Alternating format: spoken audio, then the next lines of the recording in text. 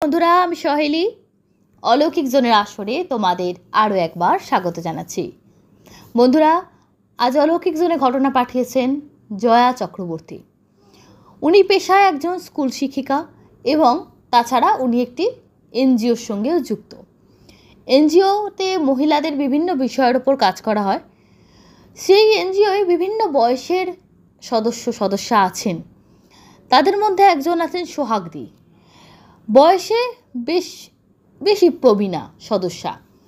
তো তার কাছ থেকে একদিন একটা ঘটনা উনি শুনেছিলেন। সোহাগদি যেভাবে বলেছেন ঘটনাটা, মাঝে মাঝে ওনাদের কিছু ছোট ছোট পিকনিক মতো হয়, সেখানে কাজ ছাড়াও আড্ডা, সবার মধ্যে রান্না বান্না ইত্যাদি ইত্যাদিও চলে।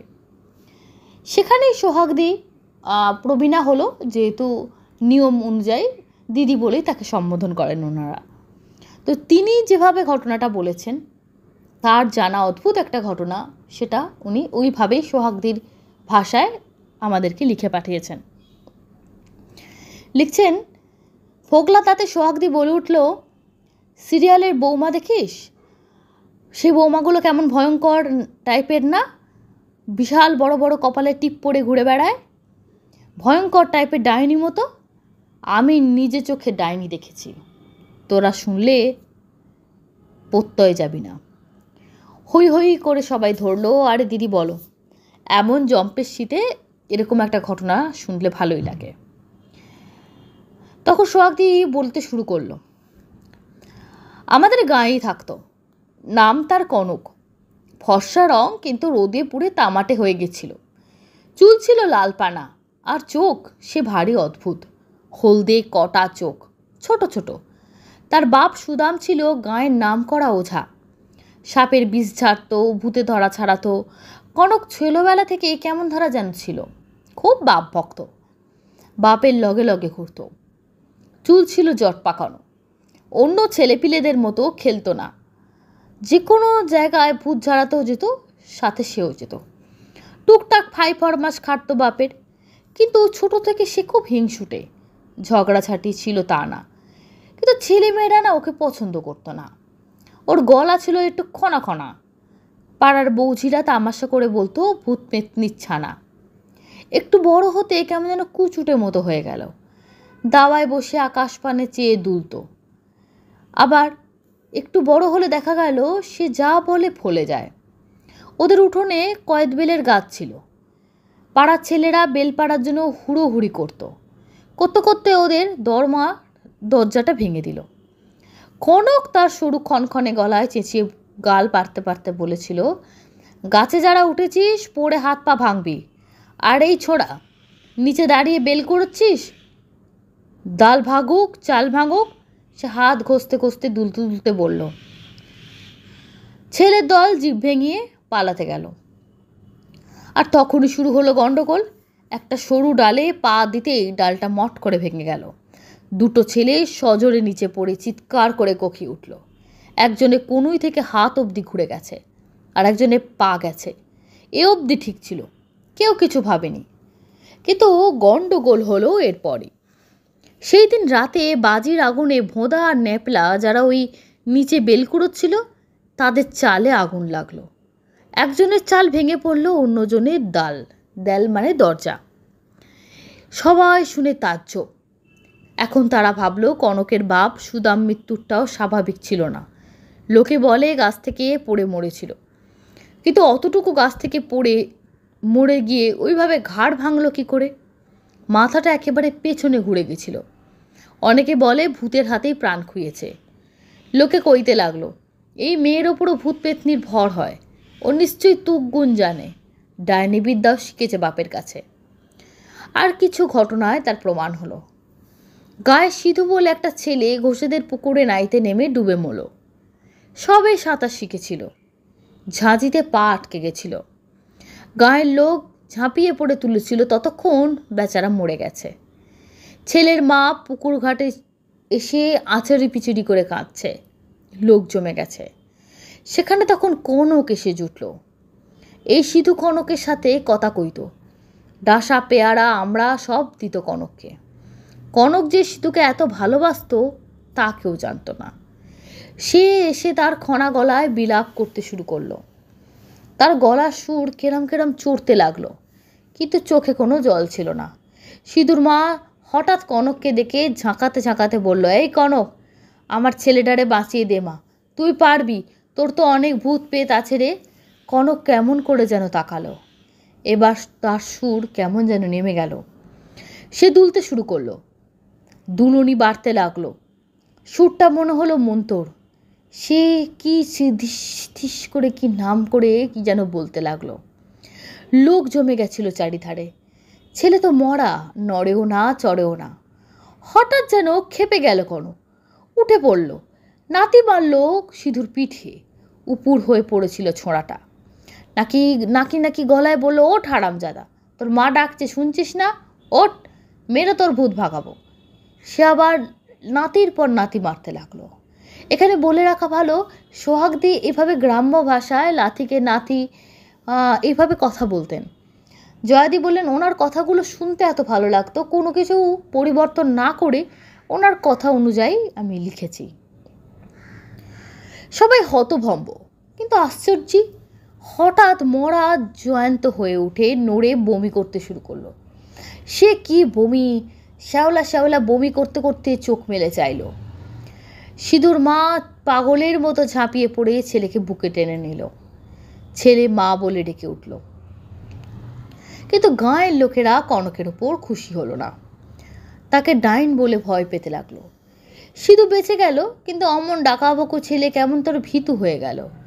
নিজের ছায়া দেখলেও চমকাতো। কনক মাঝে মাঝে গায়ের সীমানায় যেত, ঝুড়ি বটের তলায় বসে থাকতো ধুধু মাঠের পানে চেয়ে। ওখানেই ছিল সাধুচরণের কুড়ে। সাধুচরণের বউটা ছিল ভারী দজ্জাল। তার অনেকগুলো ছাগলছানা ছিল। একদিন ছাগলছানার সঙ্গে একটাকে খেলতে খেলতে কনকের কাছে ঝুড়ি বটতলায় গিয়ে পড়ল। কনকের বোধহয় ছোট বাচ্চাটাকে দেখে ভালো লেগেছিল। সে কোলে তুলে নিয়েছিল।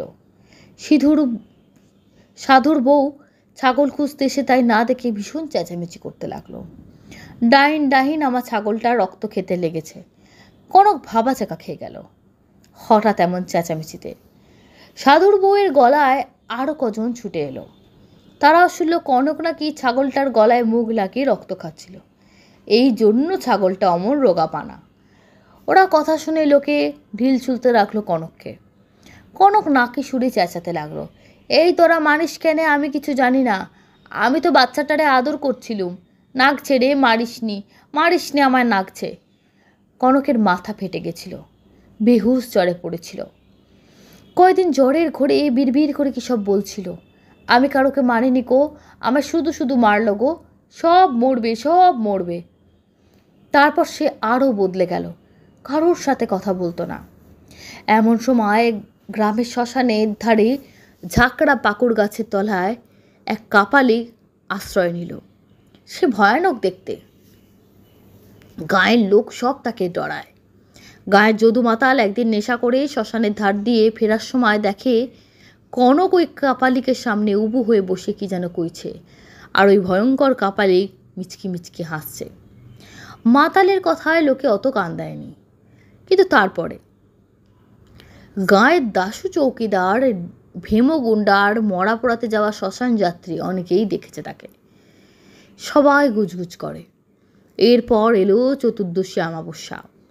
সেই দিন গায়ে ঘটল অনেক কটি অনর্থ।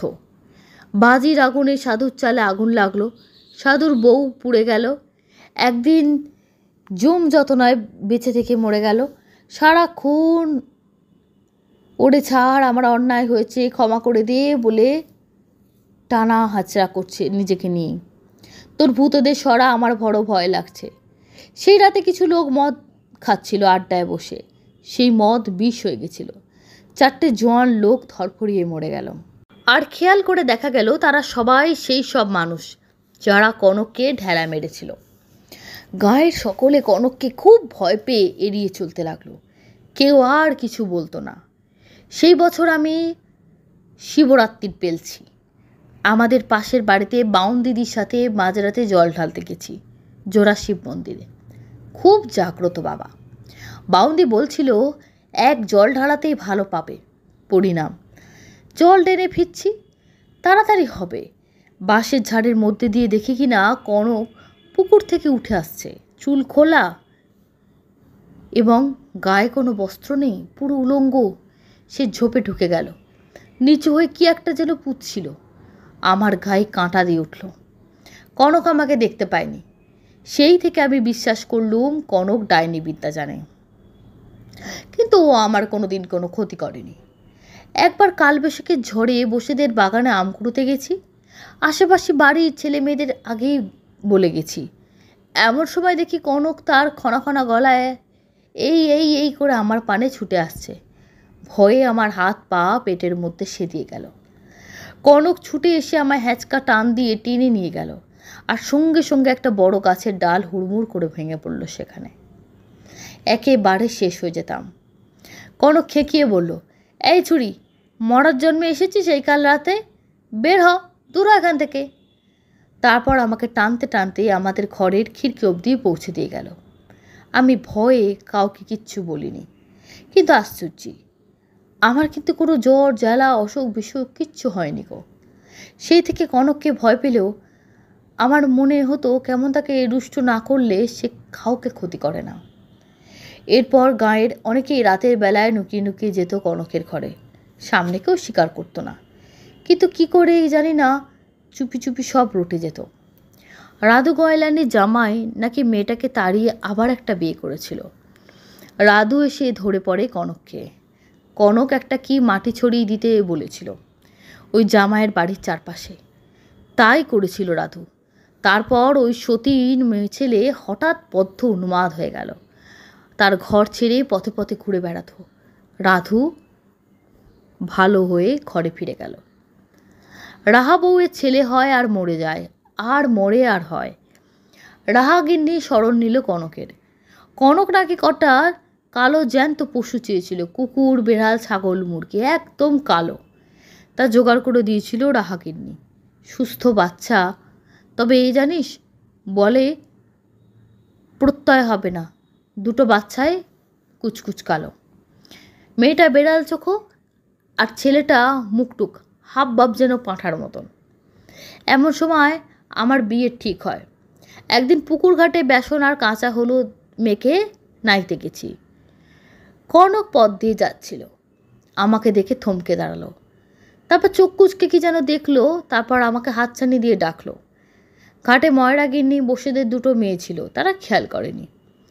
আমি কনককে ভয় পেতাম, কিন্তু কেমন ধরে একটা বিশ্বাস ছিল ভেতরে খারাপ কিছু না থাকলে, মনে খারাপ বাসনা না থাকলে, তাকে না ঘাঁটালে সে কারোর ক্ষতি করে না। আমি চুপি চুপি দুরু দুরু বকে বাঁশঝাড়ের আড়ালে গেলাম। ও বলল, এই তোর বিয়ে, কিন্তু তুই তো হাবলি। তোর সৌর বাড়ির এক মেয়ে মানুষ আছে, সে গোড়া বেটে সুন্দর মতো, কিন্তু তোর ক্ষতি করবে, খবরদার তার দেওয়া খাবার খাবি নে। শাড়ির আঁচলে সুতো পুড়িয়ে পড়বি, আর বর ফেলে ঘন ঘন বাপের বাড়ি আসবিনি। আমি বললুম, আর একটু হদিস দাও না গো, অমন তো অনেক মেয়ে মানুষ থাকে। কনক ভেঙচি কেটে একটা গাল দিয়ে চলে গেল আমাকে। ওকে দেখিয়ে দিয়ে আসতে হবে। তারপর চোখ কুচকে কি যেন একটা ভেবে বলল, দেখবি গালে একটা আঁচিল মতো আছে, তাতে লোম আছে। মনটা খারাপ হয়ে গেল। আবার ভাবলাম কনক আমায় বাঁচাবে বিপদে পড়লে। তারপর যা কখনো কেউ করে না তাই করে ফেলল। দূর থেকে একটু মাটিতে ঢিপ করে কনককে একটা পেনাম করলুম। কনক যেন কেমন হয়ে গেল। তারপর কেমন যেন ধরা গলায়, পাগলের মরণ, হাবলি কোথাকার বলে চলে গেল। আমার মেজো জায়ের বাপের বাড়ি ছিল আমার শ্বশুর বাড়ির কাছেই। বৌভাতের দিন দেখলাম জায়ের বিধবা বোনকে, পারু, গালে সেই রকম চিহ্ন, সেই রকম দেখতে। সত্যি আমার বহু খেতির চেষ্টা করেছে। সেসব অন্য গল্প। আরেকবার কনককে দেখেছিলুম, তখন দ্বিতীয়বার পোয়াতি। প্রথমটা ওই পারুর জন্য নষ্ট হয়ে যায়। এবার তাই মায়ের ঠাঁই এসেছিলাম। এসে শুনলুম আমাদের খিড়কি পুকুরের ধারে জমিদার বাড়িতে ঘটে গেছে অঘটন। জমিদার বাবুর ছোট ছেলে ওদের একমাত্র বংশধর মরণাপন্ন। শহরের থেকে বিস্তর বদ্যি এসছে। কোনো দেশের কোনো চিকিৎসক যে এসেছে কেউ বলতে পারে না, মানে এত দেশ থেকে ডাক্তার এসেছে। সবাই জবাব দিয়েছে, কিন্তু একই রোগ, রক্ত সাদা হয়ে যাচ্ছে, রক্ত শূন্য হয়ে যাচ্ছে শরীর। ওরা কলকাতায় থাকতো, ছেলের শেষ ইচ্ছা বাপ ঠাকুরদার ভিটে শেষকালটা থাকবে, তাই চলে এসেছে। ছেলের মা নাকি কনকের বৃত্তান্ত শুনে কনকের পায়ে গিয়ে পড়েছে। কনক মস্ত উঠানে ছক কেটে গুনে গুনে বলছে, এ হবার নয়, ছেলে বাঁচাতে হলে তাজা প্রাণ লাগবে, একটা কিছু আয়ু লাগবে। কনক অন্য জীবন কেড়ে নিয়ে বেদাতার ওপর কলম চালায় না, ওসব হবে নিকো, সে নিশি নয়, এসব পারে না। ছেলের মা কেঁদে বলে, কারো জীবন লাগবে না, আমার আয়ু নাও গো মা, ও না থাকলে আমি এমনিও বাঁচব না গো। ঘরে আমার 16 বছরের পোয়াতি বৌমা। কনক বলে, মেলা জ্বালিও না, তোমার আয়ু থাকলে তো নেব। ছকে আমার পেঁচা বলছে, তোমার দিন গেছে। গিন্নি চলে যায় কাঁদতে কাঁদতে। সে যাওয়া যেন খোকার আগে হয় গো, তাই হলো। তা কয়েকদিন আগে ছেলেটার আগে যায়, যা অবস্থা হলো, জমিদার গিন্নি সইতে না পেরে ধূত্র বীজ খেয়ে আত্মহত্যা করেছে। ছেলেকে ওই কষ্ট যন্ত্রণায় সহ্য করতে পারছিল না। সবাই দেখতে গেছিল, হা, ছেলের বউটা লক্ষ্মী পেতিমা, কিন্তু কি হবে এই মেয়ের। কনকও গেছিল। ছোট কর্তা নাকি সবার সামনে বলেছে, হ্যাঁ রে কনক, অত কিছু শুনি তোর নামে, এত বিদ্যা, মারণ, উচাটন, বশীকরণ, একটা তাজা প্রাণ ফেরত দিতে শিখিসনি, এত কিছু শিখলি, কি তোর ডাইনি বিদ্যা, কি ক্ষমতা। কনকও নাকি ঠায় মাথা নিচু করে বসেছিল। মন খারাপ হয়ে গেল। দোল, দুর্গাপুজোয় কত ও বাড়ি গেছি, ভরা মাস, বড্ড গরম লাগে। একদিন রাতে ঘুম আসেনি, দাওয়ায় এসে বসেছি, মনে হলো কে যেন বেড়ার উপারে পুকুর ঘাটের পাশ দিয়ে চলে গেল। আবার তখন আমার প্রস্রাব লেগেছে। বৌদিকে ডাকলুম, একলা যেতে মানা ছিল। ঘাটে যেতে গিয়ে থমকে গেলুম। এত রাতে কে একজন চান করছে। দাঁড়িয়ে রইলুম। এমন সময় অদ্ভুত দৃশ্য। জল থেকে উঠে এলো একটা উলঙ্গ মেয়ে মানুষ। তার মাথাটা মাটির দিকে, পা আকাশ পানে, 2 হাতে ভর দিয়ে হেঁটে চলেছে। জমিদার বাড়ি জাপার নুড়ি পথ দিয়ে সে হাঁটছে, হাতের উপর ভর করে। তার চুল মাটিতে লুটোতে লুটোতে যাচ্ছে। চাঁদের আলোয় দেখি কনক, কি ভয়ানক দৃশ্য, ভাবলেও গায়ে কাঁটা দেয়। কনকের চোখ বন্ধ, সে হেঁটে চলেছে হাত দিয়ে। আমি আর ঘাট অব্দি যেতে পারিনি, শরীর আমার অবশ হয়ে গেছিল। ওখানেই পরের দিন আমার বাচ্চা হলো। দাই বলল, আগে হলো, বাচ্চা ভালো হয়েছে, সুস্থ হয়েছে। আমার 21 দিনে আঁতুর কাটলো। তখনই ভালো খবরটা শুনলুম, কোনো বড় ডাক্তার এসে দেখে গেছে, ছোটবাবুর ছেলে ভালো আছে, বেঁচে যাবে, শুধু ওষুধে আর যত্নে থাকবে, আর মাঝে মাঝে রক্ত বদলাতে হবে। ওনাদের মেলা টাকা করি, কাজে চিন্তার কিছু নেই। মনটা ভালো লাগলো। আমি 1 মাস কাটিয়ে ফিরে গেলুম। যাওয়ার আগের দিন কনকের উঠোনো এসে দাঁড়ালো, আমায় ডাক করলো। বৌদি বাচ্চা নিয়ে যেতে মানা করলো, কিন্তু আমার মনে হলো কনক আমার ক্ষতি করবে না। কনক বলল, এই শোন, আমি থাকবো না, তাই আমি শেকড়টা দিয়ে গেলুম। ছেলেটাকে 9 বছর অবধি পড়িয়ে রাখবি, শত্রুরে কিচ্ছু মন্দ করতে পারবো না, আর যার তার করে ছেলেকে দিবিনি। আমি বললুম, তুমি কোথায় যাচ্ছ? সে আকাশপানে দেখিয়ে বলল, ওখানে চলে যাচ্ছি, দেনা চোকাতে হবে। কনক যেন আরও ফর্সা হয়ে গেছে। আমি তার সুস্থ সবল শরীরের দিকে তাকিয়ে বলে ফেললুম, কি যে বলো, মরবা কেন? সে তার খুদে চোখ মোটকে ফিসফিসিয়ে বলল, আয়ুটা বেঁচে দিয়েছি। তার বলার মধ্যে কি একটা যেন ছিল, আমার গায়ে কাঁটা দিয়ে উঠল। আমি ছেলে নিয়ে চলে গেলাম পরের সপ্তাহে। দাদা গেছিল ভাগনার খবর নিতে। দাদা বলল, কনক আমার আসার 3 দিন বাদেই মারা গেছে। সাদা হয়ে গেছিল, শরীরে 1 ফোঁটা রক্ত ছিল না। মনটা কেঁদে উঠল। হতভাগী তো ডাইনি বিদ্যা জানতো, তবে এমন করে মরল কেন? নিজেকে দিয়ে কি ছোটবাবুর ছেলের জন্য? নইলে কি এমনি এমনি কেন মরল? আর একটা আশ্চর্য, কর্তাবাবু সেই ছেলে প্রায় 50 বছর মতো বেঁচেছিল, কিন্তু কেমন সংসার ছাড়া হয়ে গেছিল। দিন রাত শ্মশানে পড়ে থাকতো, এক মুখ দাড়ি গোপ কেমন চুপচাপ হয়ে গেছিল। সোহাগ থামল। সোহাগদি বলল, রাত হয়েছে বেশ। সবাই চুপচাপ, কেউ কত কথা বলছিল না। ভাবছিল কনক কি ডাইনি ছিল? কি অদ্ভুত এই ঘটনা! ডাইনি নিজের জীবন দিয়ে অপরকে বাঁচিয়ে গেল। আমরা যে একটা ধারণা করে নিই, ডাইনি শব্দ মানেই একজন খুব খারাপ, একটা বিভৎস মহিলা, খুব বিভৎস তার সাজ পোশাক, সব সময় মানুষের ক্ষতি করে বেড়ায়। এই দৃশ্যটাই আমাদের চোখে ভেসে ওঠে। আমি জীবনে প্রথম এমন এক, যদি সে সত্যিই ডাইনি হয়, এমন এক ডাইনির গল্প শুনলাম। গল্পই বলবো, অনেকে ঘটনা বললে অপছন্দ করেন, যে নিজের জীবন দিয়ে অন্যকে বাঁচিয়ে দিয়ে গেল। তার বিদ্যাটা সে কিন্তু কোনোদিন কোনো খারাপ কাজে লাগায়নি। যা ফলতো ফলে যেত, ঠিক আছে, যারা তাকে বিরক্ত করতো তাদেরকে সে সাপসাপান্ত করতো, তার মুখ থেকে যা বেরোতো ফলে যেত। কিন্তু জমিদার বাড়ির একটা ছেলে, অল্প বয়সী ছেলে, যে সদ্য বিয়ে করেছে, তার স্ত্রী 16 বছর বয়সের একটি মেয়ে, সে অন্তঃসত্ত্বা। 16 বছরের মেয়ে বিধবা হয়ে গেলে তার বা তার সন্তানের কি হবে, এত কিছু ভেবে একটা মেয়ে নিজের জীবন দিয়ে দিল, যে মেয়েটার সারা জীবন ডাইনি অপবাদ ছিল। সত্যি ভাবা যায় না। এরকম ডাইনি তো লোকে বলবে ঘরে ঘরে জন্মাক। সত্যি বললাম কিনা বন্ধুরা, তোমরাই বিচার করো। চলে যাচ্ছি সরাসরি আজকের দ্বিতীয় ঘটনায়। আজকের দ্বিতীয় ঘটনা পাঠিয়েছেন অনু। লিখছেন, হাই সহেলিদি, কেমন আছো? আশা করি তুমি ভালো আছো। আমি অলৌকিক জোনের সদস্যদেরও খুবই শুভেচ্ছা জানাচ্ছি। আশা করি তারাও ভালো আছেন। আমি স্নিগ্ধা, পূর্ব মেদিনীপুর থেকে লিখছি। এর আগে 480 নম্বর এপিসোডে আমার ঘটনা পড়া হয়েছিল, তার জন্য ধন্যবাদ। এবং যেসব শ্রোতা বন্ধুরা সুন্দর সুন্দর কমেন্ট করে আমাকে উৎসাহ দিয়েছিলেন, তাদেরকেও ধন্যবাদ। এই রহস্যময় পৃথিবীতে যদি আমাদের কেউ আপন হয়, তা হলো মা। তার সাথে আমাদের সম্পর্ক যেন জন্ম জন্মান্তরের। বেশি কথা না বলে আজকের ঘটনা শুরু করি। আমাদের বাড়ি থেকে কিছুটা দূরে আমার এক জেঠুর বাড়ি। তার দুটো বিয়ে, প্রথম পক্ষের একজন ছেলে এবং দ্বিতীয় পক্ষের একজন মেয়ে। পাড়ায় অনেকের মুখে শোনা যায় যে প্রথম স্ত্রী দেখতে খারাপ হওয়ায় প্রত্যহ নির্যাতনের শিকার হতেন। সবশেষে তাকে ফাঁসি দিয়ে মেরে দেন তার স্বামী ও শাশুড়ি। আমি আজকের ঘটনার সুবিধার্থে জেঠুর ছেলের ভাষায় ঘটনাটি তুলে ধরলাম। আমি তখন অনেক ছোট। ঘটনাটি অনেক বছর আগের। গ্রাম বাংলার শীত তখন জাঁকিয়ে পড়েছে। পিঠে পুলি বানানো হচ্ছে।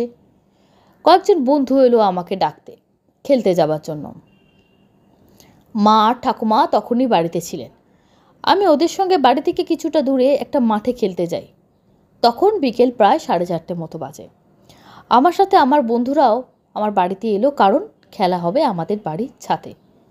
কিন্তু বাড়ি এসে সবাইকে ডেকে নিয়ে যখন বাড়ি এলাম, তখন মাকে আর ঠাকুমাকে দেখতে পেলাম না। এবং অনেকবার ডাকা সত্ত্বেও তারা যখন আমার ডাক শুনলেন না, আমি তখন বাকিদেরকে বললাম ছাদে উঠে যেতে, আর বললাম যে আমি মাকে খুঁজতে যাচ্ছি, একটু পরে আসছি।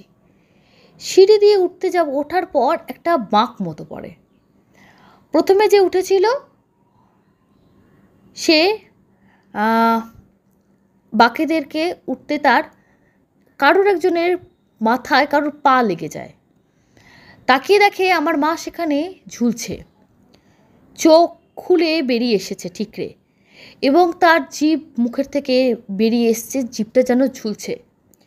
তাকে দেখে যে কেউ মনে করবে যে তাকে কেউ ইচ্ছা করে মেরে ফেলেছে। যে ছেলেটির মাথায় আমার মায়ের পা লাগে, সে আজ পর্যন্ত কথা বলতে পারেনি। তো তারপর ওরা নিচে নেমে এসে আমাকে সব বলার পর আমি ঠাকুমার কাছে ছুটে যাই, যিনি কিছুটা দূরে অন্য একটা বাড়িতে বসে বসে দাওয়ায় গল্প করছিলেন। তারপর অনেক রাত অবধি মায়ের নিথর দেহটি নিয়ে এসে দাহ করা হয়। অল্প বয়সে মাতৃহারা হওয়ার যন্ত্রণা যে কী, তারপর থেকে আমি বুঝতে পারি। এসব ঘটনার কিছুদিন আগে একজন গুণিন আমাদের পাড়ায় আসেন এবং মাকে দেখে বলেছিলেন, তোর আয়ু আর বেশি দিন নেই। সেই কথা শুনে মা সেই দিন খুব জোরে হেসেছিলেন। মায়ের মৃত্যুর পর বাবা আবার বিয়ে করেন, কিন্তু এই মা আমাকে কখনোই নিজের সন্তানের মতন আমাকে দেখতেন না। সৎ মায়ের অত্যাচারের মাত্রা যখন অনেক বেড়ে যেত, কিংবা আমার যখন জ্বর হতো, সেই সব রাতে লক্ষ্য করতাম নুপুর পরে কেউ একজন এসে ছাদ থেকে সিঁড়ি বেয়ে নেমে আসতো। দরজাটা আলতো করে ফাঁক করে আমার বিছানার পাশে বসে মাথায় হাত বুলিয়ে দিত। কিন্তু আমি কাউকে দেখতে পেতাম না, শুধু অনুভব করতে পারতাম। হয়তো মনের ভুল, কিন্তু নুপুরের আওয়াজ আমি শুনতে পেতাম। সে স্পর্শ আমি চিনি, স্পর্শ আমার মায়ের। অনেকে দেখে ভয় পেয়েছে, এসব দেখে অনেকের শরীর খারাপও হয়েছে। অনেকে বলে এখনও এসব নাকি দেখা যায়। মা আসেন, ঠাকুমা অনেক দিন আগে মারা গেছেন অনেক রোগে ভুগে। বাবার এখন পায়ের সমস্যা, হাঁটতে চলতে পারে না। আমি তোমাদের আশীর্বাদে অনেক ভালো আছি। তো দিদি, এই ছিল আমার শোনা এক সত্যি ঘটনা। মাতৃহারা জীবন যে কত কষ্টের সেই বোঝে। এই ঘটনাটি ভালো লাগলে পড়ে শুনিও। সে আমার বন্ধু, যে তোমার অনেক বড় ভক্ত। ভালো থেকো দিদি, ভালো থাকুক। ভবিষ্যতে আরও ভালো ভালো ঘটনা শোনার ইচ্ছা রইল। Thank you so much. ও তার কথাটা এমনভাবে নিজের ভাষায় লিখেছে যেন সত্যি সত্যি মনে হচ্ছে যে অনু হচ্ছে ওর ডাক নাম, যে অনু যেন নিজের ভাষায় নিজের জীবনের ঘটনা লিখেছে। শুনলেই মনে হবে। আমিও প্রথমে যেন একটু হকচকিয়ে গেছিলাম ঘটনাটা পড়তে পড়তে। সত্যি যে ছেলেটি ওর বন্ধু, ওদের পাড়ার ওখানে থাকে, তার এই ঘটনা, তার বাবা ঠাকুমা যেভাবে তার মাকে মেরেছিল এবং খেলতে গেছিলো বেচারা, খেলে এসে ছাদে উঠতে গিয়ে দেখছে মাকে এরমভাবে, সত্যি খুব প্যাথেটিক। আমরা কল্পনা করতে পারি না, এবং ভগবান করুক যেন কারোর সঙ্গে এরকম না হয়। এবং তিনি এখন ভালো আছেন, বড় হয়ে গেছেন। এত অত্যাচার, এত কষ্টের পরও তার মায়ের ছায়া, মায়ের ভালোবাসা তার সঙ্গে ছিল। এটা শুনে খুব ভালো লাগলো বন্ধুরা। তৃতীয় তথা শেষ ঘটনা, আশা করছি তোমাদের ভালো লাগবে। তোমরা শ্রীমতী রত্না চক্রবর্তীর ঘটনা শুনতে ভালোবাসো। যেমন তার ভৌতিক বা তন্ত্রবিদ্যায় যে ঘটনাগুলো উনি আমাদের সামনে উপস্থাপনা করেন তোমাদের ভালো লাগে, তেমনই ওনার অন্য রহস্যের অনেকে তোমরা ভক্ত আছো। সেই কথা মাথায় রেখে আজকে একটা অদ্ভুত ঘটনা তোমাদেরকে শোনাচ্ছি। উনি বলছেন, সহেলি, আজকে একটা অদ্ভুত ঘটনা শুনলাম জানিস, আমার এক কন্যা সমা মেয়ের মুখে। তার বাড়ি তারকেশ্বর ছাড়িয়ে তাঁতিশাল বলে একটা জায়গায়, আরও ভিতরের গ্রামের দিকে সে মেয়েটির বাপের বাড়ি। সে আমাকে অনেক রকম ঘটনা বলে, অনেক গল্প করে আমার সঙ্গে। আমি তো জানিস এসব গল্প শুনতেও ভালোবাসি, 5 জনকে আমি বলতে ভালোবাসি, আর লিখতে তো ভালোবাসি, সে সব জানে সবাই। সে বলছে, আমরা তো কিছু না কিছু নিয়ে প্রত্যেকটা মানুষই কোনো অভীষ্ট সিদ্ধের জন্য ঠাকুরের কাছে মানত করে। কেউ তারকেশ্বরে চুল দিয়ে পুজো দেয়, কেউ বড় কাছারিতে মানত করেন, কেউ বা কালীঘাট, কেউ বা বেনারস বা জগন্নাথ ধামে। আমার এক সহকর্মী দিদিকে দেখেছিলাম ছেলের জন্য মা কালীর কাছে মানত করেছিলেন তার ওজনের বাতাসা দিয়ে পুজো দেবেন বলে, কিন্তু যাওয়া হয়নি। পরে ছেলে যখন নানান দুর্যোগে বিপদে আপদে পড়ল, তখন তার পরিচিত একজন মনে করিয়ে দিল যে এত বছর হয়ে গেছে সেই ছেলের পুজো এখনও দেননি। ছেলে তো বড় হয়ে বিয়ে হয়ে গেছে, ওই অত বড় ছেলের ওজনের বাতাসা দিয়ে মাকে পুজো দিয়েছিলেন, বাবার কাছে মানত সম্পূর্ণ করেছিলেন। তো এও তেমন কথা। রাজবল্লভী মায়ের কাছে লোকে তার মনোবাঞ্ছা জানায়। মেয়েটি বলছে, মেয়েটি যখনকার কথা বলছে তখন সে নিজেও খুব ছোট। সে নিজে সেখানে যায়নি, কিন্তু গ্রামের প্রত্যেকে ভীষণ ভক্তি করে। সে জানে আমি এগুলো শুনতে খুব ভালোবাসি। যারা ওদিকে থাকেন তারা হয়তো জানতে পারেন। জায়গাটির নাম আমি ব্যক্তিগতভাবে জানি, আমার এক আত্মীয়ার বাড়ি। হ্যাঁ, আমার সেটা হচ্ছে রাজবলহাট, হচ্ছে হুগলি জেলায়। এক ঈশ্বরের গল্প, ভক্তির গল্প। সে ছেলে মানুষ, বয়সে কি শুনেছে, অতিরিক্ত তথ্য থাকতে পারে, তবে একটা কথাও মিথ্যে না। রাজবলহাটে রাজবল্লভী মাতা আছেন। আমি ছোটোবেলায় রাজবলহাট গেছি। বাবার মামাতো বোন লতা পিসিমা সেখানে থাকতেন। বারকতক গেছি। খুব সুন্দর গ্রাম। যতদূর মনে পড়ে শ্রীরামপুরে 2 নম্বর বাসে করে যেতাম শ্রীরামপুর থেকে। খুব খারাপ রাস্তা তখন, কিন্তু অপূর্ব সুন্দর গ্রাম। কত পুকুর, বাঁশ, ঝাড়, আর ওখানকার তাঁতের কাপড় খুব নাম করা। আমার শাড়ি পাগল মা গেলেই কয়েকটা শাড়ি কিনতেন, পিসিকে দিতেন, জেঠিমাদের দিতেন। তবে কোনোদিনই রাজবলহাটে রাজবল্লভীর মার নাম শুনিনি, হয়তো মা জানতো না। আমি জানি না ছেলে মানুষ ছিলাম বলে কিনা, যত খেলার টান ছিল তত আর ভগবানের টান ছিল না তখন ওই বয়সে। আমার এই মেয়ে বলল, ওখানে মায়ের স্থানে মস্ত পুকুর আছে, অতি জাগ্রত মা। কিন্তু মার মূর্তি কি তা সে জানে না। কালী কি দুর্গা নাকি শীতলা মা, সবাই বলে মা রাজবল্লভী, ওই নামেই মায়ের পুজো হয়। বহু যুগ আগে নাকি মোষ বলি হতো। অদ্ভুতভাবে মোষ নাকি কোথা থেকে নিজেই হাজির হতো মায়ের পুজোর দিনে। ঠিক বাৎসরিক পুজোর আগে সেই মোষ কোথা না কোথা থেকে চলে আসতো, আর পুজোর যত ফল মূল সেসব কোথা থেকে জোগাড় হয়ে যেত। কে দিত, কেন দিত, কেউ জানতো না, কিন্তু মায়ের পুজো হয়ে যেত। তারপর কোনো এক কারণে একবার মহিষ বলি আটকে গেছিল। তার ছোটবেলার ঘটনা তো গুছিয়ে বলতে পারেনি। আমার মনে হয় আটকে যাওয়ার কথা মানে যদি বলি দেবার সময় কোনো কারণে এক কোপে বলি না হয় তবে দোষ হয়, সেখানে পশু বলি বন্ধ হয়ে যায়। এ ঘটনা আমি অনেকের মুখে শুনেছি। এখানে বলি হয়তো বলি দেওয়ার সময় মহিষটাকে একেবারে বলি দেওয়া হয়নি, বলি হয়তো দুবারে দেওয়ার নিয়ম ছিল না, এক কোপে কাটতে হবে। সেবারে বোধহয় কোনো কারণে এক কোপে কাটা হয়নি, তাই মহিষ বলি বন্ধ হয়ে যায়। ভারী অদ্ভুত। তারপর থেকে চিনির মহিষ বানিয়ে বলি দেওয়া হয়। আমি অবাক হলাম শুনে। কত দেবদেবী আছেন ছড়িয়ে ছিটিয়ে, আমরা কতটুকু খবর রাখি। দূর দূরান্তে ঐতিহাসিক বিশাল মন্দিরের অনেক নাম আছে। গ্রামগঞ্জে কত জাগ্রত দেবী আছেন, কতটুকু আমরা জানি। আমি এসব গল্প শুনে ভাবলাম সঠিক তথ্য না দিলে বন্ধুদের কাছে কিভাবে বলি। তাই আমি সার্চ করে মায়ের মূর্তিটা দেখলাম। মূর্তি কালী মূর্তি, অদ্ভুত সুন্দর শ্বেত কালী।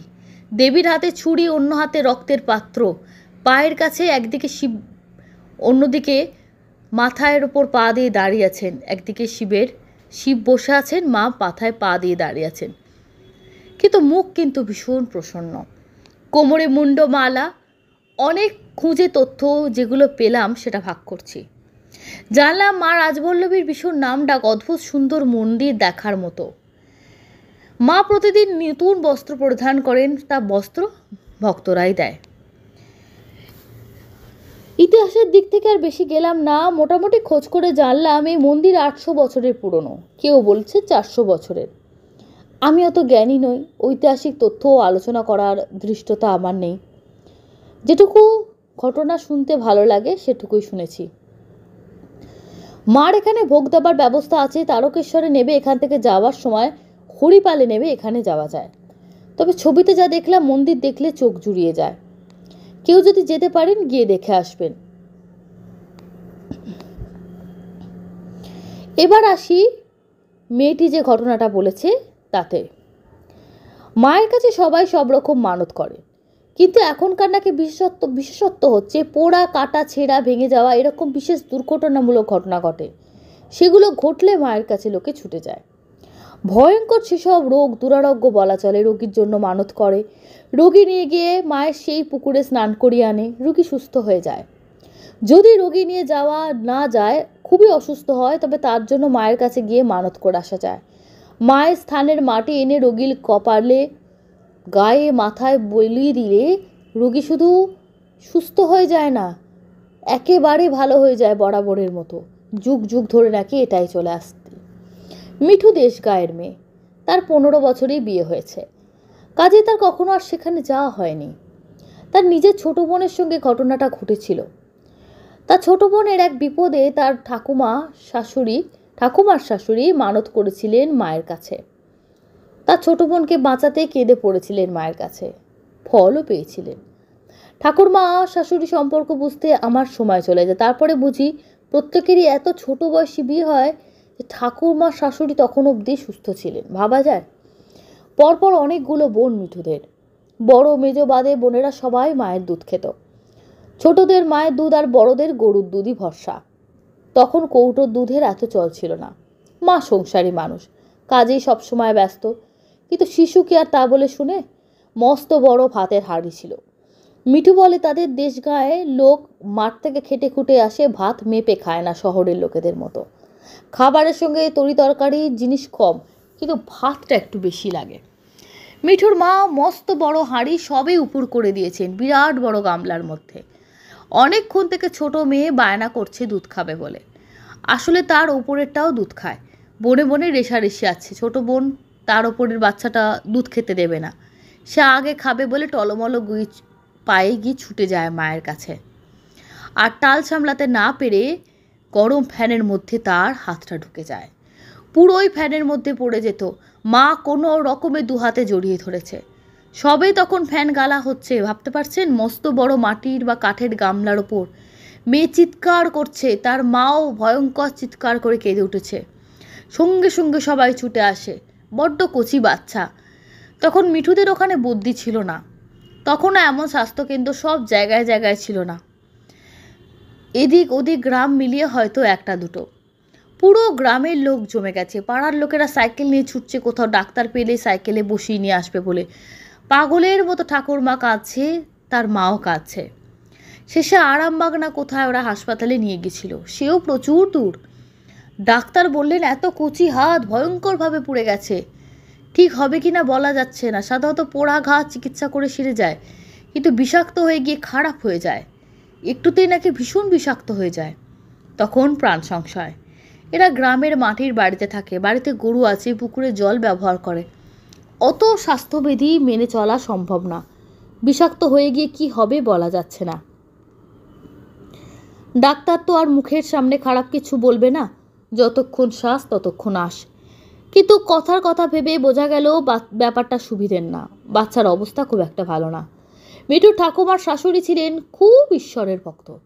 রাজবল্লভী মায়ের কথা যুগ যুগ ধরে শুনেছেন। এই ধরনের রুগী মায়ের কাছে গেলে মানত করলে ডাক্তার যতই বলুক বাঁচবে না বা এই হবে সেই হবে, সে বাঁচবেই।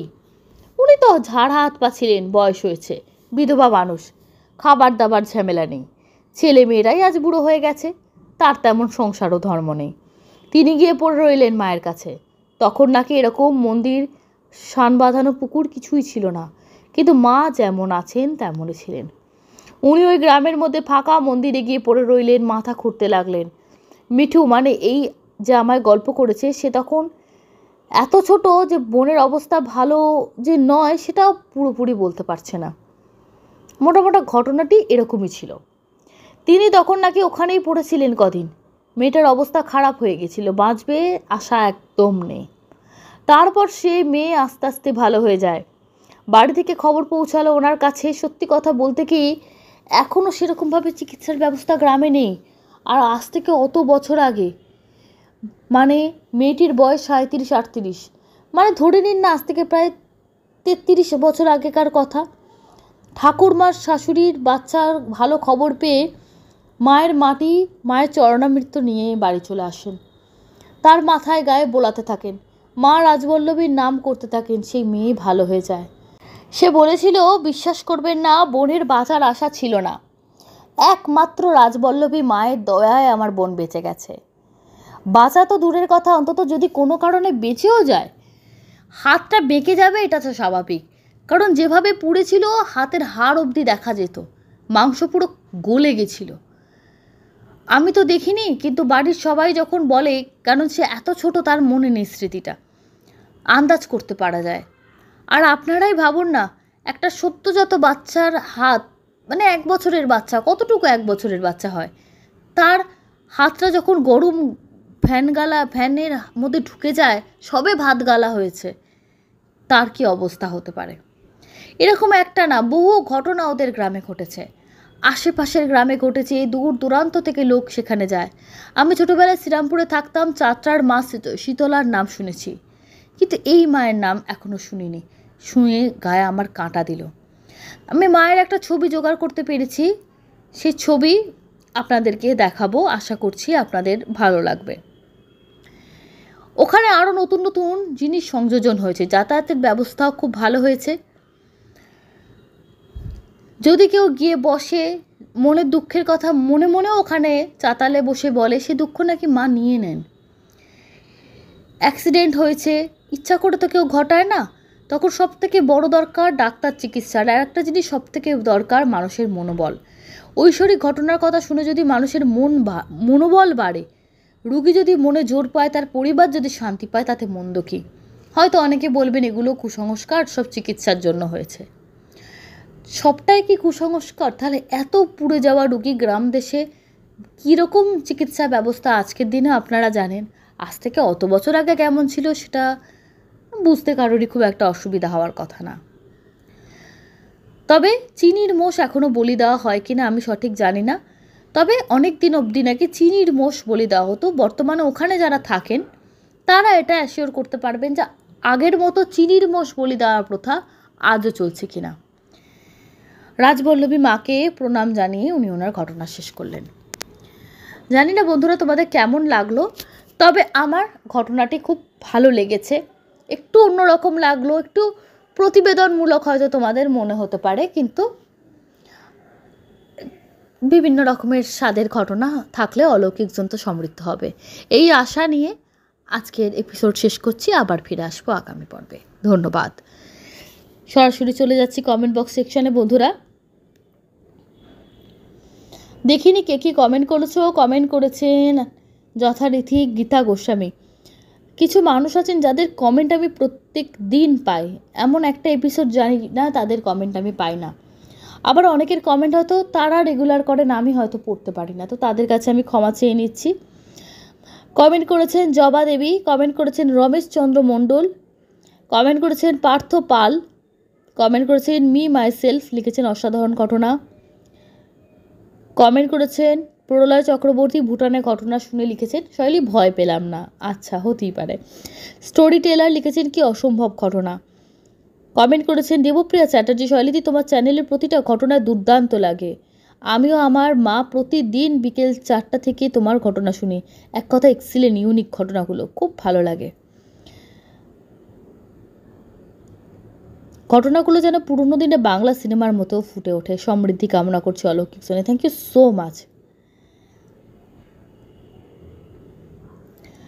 অনিন্দিতা বিশ্বাস লিখেছেন লাস্টের ঘটনাটা অসাধারণ ছিল। কমেন্ট করেছে রুনা মণ্ডল। আচ্ছা, এখানে একটা কথা বলি, আগের যে জায়গাটার ঘটনা লিখেছিলাম সেখানে হরিপালে কিন্তু লিখেছেন আমার রিলেটিভ সেখানে থাকে। আচ্ছা, ওনার রিলেটিভ থাকে, বর্তমানে অনেক উন্নত হয়েছে সেই জায়গাটা। মৌসুমি মিদ্দে কমেন্ট করছেন সমর দাস, ব্যতিক্রমী ঘটনা। মায়াস ডেলাইট কমেন্ট করেছেন ইন্দ্রজিৎ রয়চৌধুরী, কমেন্ট করেছেন সৌরভ ঘোষ, সোমা সাহা, অডিও 8487, মৌসুমী মুখার্জি, উর্বশী বসাক, বাদল দাস, দিশা বালা, সুস্মিতা আকুলি, জবা দেবী। আচ্ছা, এছাড়া দেখিনি কারা কারা কমেন্ট করেছেন, কারোর কমেন্ট মিস করে যাচ্ছে কি না। জিৎ কে এন, মিঠুন পাল, ফ্লেমজি, একে অমিত ভট্টাচার্য, শাশ্বতী লিখেছেন হাই সহেলি, তোমার কণ্ঠের প্রেমে পড়ে গেছি, খুব সুন্দর লাগে তোমার ঘটনা। Thank you so much. Suman Samaddar, Moumita Pal first comment করেছিলেন আগের দিনের ঘটনায়। থ্যাংক ইউ সো মাচ আপনাকে। অরিত্রিকা ঘোষ, দিদি আমার নাম অরিত্রিকা। Thank you Aritrika. সুজয় গুপ্তকে বিশেষভাবে ধন্যবাদ জানাবো। উনি লিখছেন ছোট একটা রিকোয়েস্ট, সবাই 200 জন গল্প শুনলেন, লাইকটাও করে দেবেন, লাইক করা তো free. Thank you so much. এই কথাগুলো, সরি আমার আজকে অনেক হয়তো কথা জড়িয়ে যাচ্ছে, ক্ষমা করো বন্ধুরা তোমরা। এই যে ছোট ছোট কমেন্টগুলো তোমরা এখান থেকে বুঝতে পারি আমি তোমরা কতটা আন্তরিকভাবে অলৌকিক জনের সঙ্গে জড়িয়ে গেছো। সত্যি সত্যি আমি যে বলি এটা ফ্যামিলি, সত্যি এটা একটা ফ্যামিলি হয়ে গেছে, শুধুমাত্র একটা চ্যানেল হয়ে দাঁড়িয়ে নেই। হয়তো আমরা অন্যদের থেকে সংখ্যায় অনেক কম, কিন্তু আমরা জানি যারা যারা আছেন প্রত্যেকে ভীষণভাবে অলৌকিক জনকে ভালোবাসেন। থ্যাংক ইউ সো মাচ আপনাদের সবাইকে। আবার ফিরে আসবো সামনের দিনে নতুন কোনো ঘটনা নিয়ে। ধন্যবাদ, শুভরাত্রি।